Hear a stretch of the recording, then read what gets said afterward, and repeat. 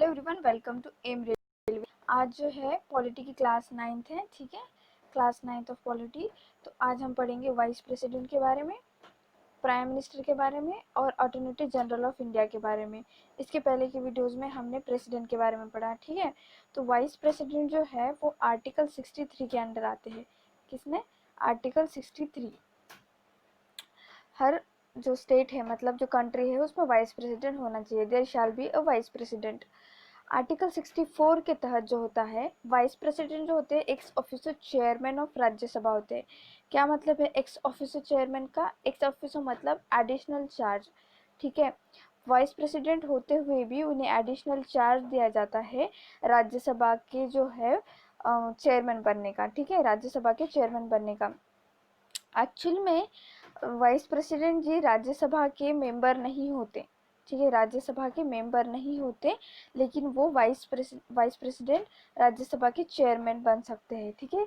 Chairman बन सकते हैं क्या? चेयरमैन ही होते हैं, ठीक है। उन्हें सैलरी जो मिलती है वाइस प्रेसिडेंट को, वाइस प्रेसिडेंट बनने की नहीं मिलती है। उन्हें वो सैलरी मिलती है कि वो चेयरमैन है राज्यसभा के, क्योंकि वाइस प्रेसिडेंट का काम क्या है ऐसा कॉन्स्टिट्यूशन में कुछ लिखा हुआ नहीं है, ठीक है, कुछ भी अच्छे से डिफाइन नहीं है।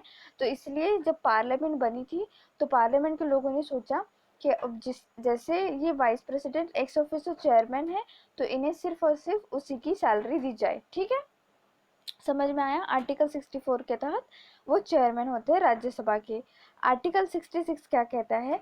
जब वाइस प्रेसिडेंट का इलेक्शन होता है तो सारे के सारे एमपी इन्वॉल्व होते हैं, ठीक है। एमपी मतलब मेंबर ऑफ पार्लियामेंट, वो राज्यसभा के भी इन्वॉल्व होते हैं और लोकसभा के भी इन्वॉल्व होते हैं। जब प्रेसिडेंट का इलेक्शन होता है तब जो है सारे के सारे एमपी इन्वॉल्व नहीं होते। कौन से एमपी इन्वॉल्व नहीं होते? जो 12 लोकसभा के एमपीज है, जिसमें प्रेसिडेंट एक्चुअली उन्हें क्या कहते हैं, उसे नॉमिनेट करते हैं, ठीक है। 12 जो लोकसभा के, सॉरी, राज्यसभा के मेंबर है, मेंबर ऑफ पार्लियामेंट, और 2 जो है लोकसभा के एंग्लो इंडियन, है ना, ये लोग पार्टिसिपेट नहीं कर सकते हैं प्रेसिडेंट के इलेक्शन में। किसके इलेक्शन में? प्रेसिडेंट के इलेक्शन में, क्योंकि प्रेसिडेंट ही इन्हें नॉमिनेट करता है, प्रेसिडेंट के फेवर से आते हैं ये लोग। तो ये कैसे प्रेसिडेंट के लिए नॉमिनेशन या फिर कहे तो इलेक्शन में पार्टिसिपेट करते हैं? समझ में आया? तो जो है वाइस प्रेसिडेंट में ऑल एमपीज आते हैं। और किस तरह से होता है इनका इलेक्शन? इनका इलेक्शन भी इनडायरेक्ट फॉर्म में होता है, पीआरएस या फिर एसटीवी मेथड से। पीआरएस क्या होता है? Proportional representative system, and STV क्या होता है? सिंगल ट्रांसफरेबल वोट, ठीक है। ये मैंने प्रीवियस वीडियोस में बहुत अच्छे से बताया है। आर्टिकल 67 क्या कहता है कि वाइस प्रेसिडेंट का टेन्योर जो होता है वो 5 साल का होता है। अगर 5 साल पहले उनकी तबीयत खराब हो जाए या किसी कारण की वजह से उन्हें ऑफिस में काम करने की इच्छा ना हो, तो वो रेजिग्नेशन लेटर जो है रिजाइन कर सकते हैं प्रेसिडेंट को। किसे कर सकते हैं? प्रेसिडेंट को। और प्रेसिडेंट ही इन्हें जो है क्या करता है? अपॉइंट करता है, ठीक है। ओथ शपथ जो होती है वो प्रेसिडेंट ही दिलाते हैं वाइस प्रेसिडेंट को, ठीक है। प्रेसिडेंट ही दिलाते हैं वाइस प्रेसिडेंट को, ये याद रखिए। नेक्स्ट क्या होता है? सैलरी। सैलरी वो सब कुछ जो होता है वो पार्लियामेंट डिसाइड करती है। और consolidated fund of India, CFI, इसी से सबकी सैलरी बनती है, प्राइम मिनिस्टर की, प्रेसिडेंट की, वाइस प्रेसिडेंट की, सबकी, ठीक है। CFI कहते हैं। तो he get salary by being the chairman. पहले ही बताया मैंने कि चेयरमैन होने की वजह से इन्हें सैलरी मिलती है, ना कि वाइस प्रेसिडेंट होने की वजह से। और जो हाल फिलहाल सैलरी है 4 लाख पर मंथ है, ठीक है, 4 लाख पर मंथ है। ये डायग्राम थोड़ा ध्यान से देखिए। प्रेसिडेंट जो है किसी किसी शपथ दिला सकते हैं, ये प्राइम मिनिस्टर को शपथ दिला सकते हैं, वाइस प्रेसिडेंट को शपथ दिला सकते हैं और CGI को शपथ दिला सकते हैं, ठीक है। Vice president, prime minister, CGI। और प्रेसिडेंट को कौन शपथ दिलाता है? तो CGI शपथ दिलाता है, ठीक है। ये एक बार डायग्राम ड्रॉ कर लीजिए खुद के हाथ से, तो अगर क्वेश्चन आया भी तो आपको याद हो जाएगा, ठीक है। मतलब कोई ऐसा याद करने की ज़रूरत नहीं, एक बार एक या 2 बार ड्रॉ कर लीजिए, समझ में आ जाएगा, ठीक है। ये डायग्राम इंपॉर्टेंट है। नेक्स्ट देखते हैं प्राइम मिनिस्टर के बारे में। प्राइम मिनिस्टर आते हैं अंडर आर्टिकल 75, ठीक है। अब तक हमने क्या देखा था? जो हमारे प्रेसिडेंट है वो आर्टिकल 52 के तहत आते हैं, आर्टिकल 63 के तहत वाइस प्रेसिडेंट आते हैं, तो जो हमारे प्राइम मिनिस्टर है वो आर्टिकल 75 के तहत आते हैं, ठीक है। प्राइम मिनिस्टर जो होते हैं उसे उन्हें भी प्रेसिडेंट ये करता है, अपॉइंट करता है, ठीक है। होता क्या है, देखिए पूरे जो एक क्या कहे पार्टी है, ठीक है, पार्टी जीत कर आई, जैसे कि बीजेपी समझ लीजिए, पूरी बीजेपी पार्टी जीत कर आई। हम जब वोट करते हैं तो किसी एक कैंडिडेट को वोट नहीं करते, हम एक पार्टी को वोट करते हैं, ठीक है, जैसे बीजेपी हो गया, कांग्रेस हो गया, कोई भी एक पार्टी को वोट करते हैं, ना कि किसी एक इंसान को वोट करते हैं। तो क्या होता है ना, PM shall be elected by the people but selected by the party. हम इलेक्ट करके तो लाते हैं उस पार्टी को, लेकिन जो पीएम होता है वो सेलेक्ट होते हैं पार्टी मेंबर, ठीक है। जैसे बीजेपी के सारे लोगों ने सोच कर मोदी जी को एज अ पीएम नॉमिनेट किया है, ठीक है। हम लोगों ने सिर्फ बीजेपी को जो है सेलेक्ट किया है, ये याद रखिए, ठीक है। ऑल अदर मिनिस्टर्स, जितने भी सारे बाकी के मिनिस्टर, जैसे होम मिनिस्टर हो गया, ठीक है, फूड मिनिस्टर, फाइनेंस मिनिस्टर, तो ये सारे जो भी, जैसे डिफेंस मिनिस्टर, ये सारे मिनिस्टर्स जो है वो किस तरह से अपॉइंट होते हैं, वो अपॉइंट प्रेसिडेंट ही अपॉइंट करते हैं, लेकिन एडवाइस लेते हैं वो प्राइम मिनिस्टर की। समझ में आया? प्राइम मिनिस्टर बताते हैं इनको इनको इस तरह से हमें क्या करना है, मिनिस्टर बनाना है, तो प्राइम प्रेसिडेंट क्या करते हैं, ओके उस पर साइन कर देते हैं, ठीक है, समझ में आया? तो council of minister swim together Singh together, क्या मतलब है, मतलब स्विम टुगेदर, तैरते साथ में और डूबते साथ में। कैसे? लिबनन का केस देखिए, लिबनन में जिस तरह से विस्फोट हुआ है, ठीक है, लिबनन में जिस तरह से विस्फोट हुआ है, सारी की सारी council of minister, prime minister से लेके छोटे से छोटे मिनिस्टर को भी रेजिग्नेशन लेटर देना पड़ा, ठीक है। तो अच्छा काम चलता है तो अच्छा काम चलता है, बुरा होगा तो फिर सबके साथ बुरा होगा, पूरे काउंसिल ऑफ मिनिस्टर के साथ, ठीक है, याद रखिए।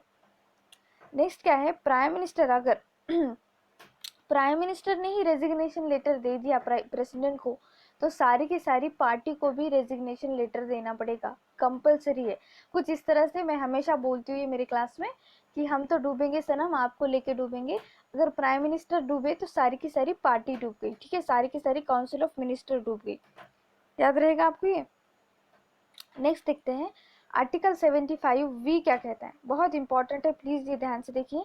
आर्टिकल 75V क्या कहता है, अगर, ठीक है, a minister who has not become the member of either house, ठीक है, अगर कोई भी मिनिस्टर बना, सपोज चीफ मिनिस्टर बन गया, किसी पार्टी ने नॉमिनेट, जैसे कि मैंने कहा कि कोई पार्टी जीत कर आती है तो हम किसी एक बंदे को नहीं जिताते, हम एक पूरी पार्टी को जिताते। तो वो उस पार्टी में जो बहुत ही ज़्यादा इंटेलेक्चुअल पर्सन, या फिर किसी को बहुत ही ज़्यादा इच्छा है प्राइम मिनिस्टर बनने की, जैसे कि सपोज महाराष्ट्र की सरकार को ले लीजिए, महाराष्ट्र की सरकार मिलीजुली सरकार है, दो या तीन, सॉरी तीन पार्टीज बनकर, तो उद्धव ठाकरे जो है उन्हें सीएम बनना था, तो लेकिन उद्धव ठाकरे जो है वो किसी भी पार्टी, किसी भी सदस्य, किसी भी हाउस के सदस्य, ना ही विधान परिषद, ना ही विधानसभा, ठीक है, फिर भी वो सीएम है। तो अगर वो सीएम बन गए हैं तो उन्हें 6 महीने के अंदर अंदर अपनी सदस्यता उन्हें जो है डिक्लेयर या फिर साबित करनी होगी, ठीक है, समझ में आया क्या? उन्हें साबित करनी है कि वो किसी भी एक हाउस के सदस्य है। अगर वो साबित नहीं कर पाए 6 महीने के अंदर अंदर, तो उन्हें रेजिग्नेशन लेटर देना होगा गवर्नर को, वो सीएम नहीं रहेंगे, ठीक है, याद रह जाएगा ये। अगर देखिए, अगर वो बंदा किसी हाउस में सदस्य नहीं है, अगर उसे बैठने के लिए कोई सीट ही नहीं दी जाएगी, कितने दिन ठहरेगा वो, इस तरह से याद रखें, कितने दिन खड़े रहकर ही वो जो है वो संसद का काम काज देखेगा, उसे सीट की तो ज़रूरत है ना। तो वो सीट अगर नहीं मिलती है तो वो सीएम या प्रेसिडेंट, सॉरी प्राइम मिनिस्टर नहीं रहता है। ये मनमोहन सिंह के केस में भी हुआ था। मनमोहन सिंह जब प्राइम मिनिस्टर बने थे तो वो किसी भी हाउस के सदस्य नहीं थे, ठीक है, किसी भी हाउस के सदस्य नहीं थे, और वो नॉर्थ ईस्ट से जीत कर आए थे, बाद में राज्यसभा के सदस्य बने थे, याद रखिए, ठीक है। तो ये किस में आता है, आर्टिकल 75V या फिर 75 में आता है, ठीक है। अटॉर्नी जनरल के बारे में देखते हैं, ठीक है, अटॉर्नी जनरल ऑफ इंडिया, ये सब कुछ एक साथ पढ़ने का मतलब क्या है, देखिए, यूनियन एग्जीक्यूटिव, जब मैंने 4 पिलर ऑफ डेमोक्रेसी बताया था तब यूनियन एग्जीक्यूटिव, यूनियन लेजिस्लेचर, और क्या बताया था, जुडिशरी एंड प्रेस। तो यूनियन एग्जीक्यूटिव में president vice president, prime minister, ठीक है, प्राइम मिनिस्टर और attorney general of India and council of minister आते हैं, ठीक है। तो हमने प्रेसिडेंट देख लिया, वाइस प्रेसिडेंट देख लिया, प्राइम मिनिस्टर देख लिया, अब अटॉर्नी जनरल देखने की बारी, ठीक है। तो अटॉर्नी जनरल जो है वो आर्टिकल 76 के तहत आते हैं, ठीक है। प्राइम मिनिस्टर 75, अटॉर्नी जनरल 76, याद रहेगा 75 76, ठीक है, कॉन्जिक्यूटिव नंबर है। अभी प्रेजेंटली हमारे जो अटॉर्नी जनरल है के वेणुगोपाल, कौन है, के वेणुगोपाल जी है। और हम जो एजीआई है अटॉर्नी जनरल को कहा जाता है first law officer of a country, first law officer of a country. पहले फर्स्ट लेक्चर में हमने या फर्स्ट या सेकंड लेक्चर में देखा था फर्स्ट लॉ मिनिस्टर कौन है इंडिया के, तो डॉक्टर बी आर अम्बेडकर, ठीक है, doctor B are Ambedkar ji है। फर्स्ट लॉ मिनिस्टर कौन होता है, अटॉर्नी जनरल ऑफ इंडिया। इसकी कोई फिक्स सैलरी नहीं होती। एक्चुअली क्या होता है ना, अटॉर्नी जनरल जो होता है वो वकील होता है गवर्नमेंट का, ठीक है। गवर्नमेंट का कोई भी केस अगर सुप्रीम कोर्ट में उसे क्या करना होता है, देखिए गवर्नमेंट का कोई भी केस लड़ना होता है तो अटॉर्नी जनरल ही लड़ता है। तो इसकी कोई सैलरी नहीं होती। वकील की कोई सैलरी होती है क्या, नहीं होती है। वकील को हम फीस देते हैं, ठीक है। तो अटॉर्नी जनरल को भी फीस दी जाती है। जब भी कोई सेशन होता है, जब भी कोई केस लड़ा जाता है तो उस हिसाब से उनकी फीस दी जाती है। ये याद रह जाएगा आपको। फिर क्या होता है, ये बोथ द हाउसेस, लोकसभा और राज्यसभा में, ठीक है, ये बोथ द हाउसेस में प्रेजेंट रह सकते हैं। बात करने का भी अधिकार है इन्हें, ठीक है, लेकिन इन्हें वोट देने का अधिकार नहीं है, ठीक है। जब भी प्रेसिडेंट या वाइस प्रेसिडेंट का इलेक्शन होता है या फिर कहे लोकसभा स्पीकर का इलेक्शन होता है, तब इन्हें जो है वोट देने का अधिकार नहीं होता है। बहुत ही गंदा हो गया ये देखिए, वोट देने का अधिकार नहीं होता है, बोलने का अधिकार होता है। याद रख सकते हैं आप। He shall resign the name of president, क्योंकि इन्हें प्रेसिडेंट ही अपॉइंट करते हैं, तो ये रेजिग्नेशन लेटर भी प्रेसिडेंट को ही देंगे। याद रह जाएगा ये। तो आर्टिकल 76 के तहत जो है अटॉर्नी जनरल ऑफ इंडिया आते हैं। अटॉर्नी जनरल कुछ नहीं होता है, गवर्नमेंट का वकील होता है, ठीक है, गवर्नमेंट का वकील होता है। किसी स्टेट ने जो है सेंट्रल गवर्नमेंट के खिलाफ कोई केस कर दिया, तो उस केस पे सेंट्रल गवर्नमेंट की तरफ से कौन लड़ेगा, तो लड़ेगा अटॉर्नी जनरल ऑफ इंडिया। अभी कौन है, के वेणुगोपाल, ये याद रखिए, ये क्वेश्चन आ सकता है, ठीक है। और क्या बता सकते हैं एजीआई के बारे में। एजीआई का कोई फिक्स टेन्योर नहीं है, फिक्स टेन्योर नहीं होता है। जब मर्जी चाहे प्रेसिडेंट इन्हें निकाल सकते हैं, जब मर्जी चाहे प्रेसिडेंट इन्हें अपॉइंट कर सकते हैं, ठीक है। फीस लेते हैं, ये कोई सैलरी नहीं होती इनकी, ये याद रखिए, ठीक है। चलिए फिर आज के लिए काफ़ी है इतना। Thank you so much for watching. Please subscribe to my channel, share this video, like this video, and of course please keep revising. Thank you.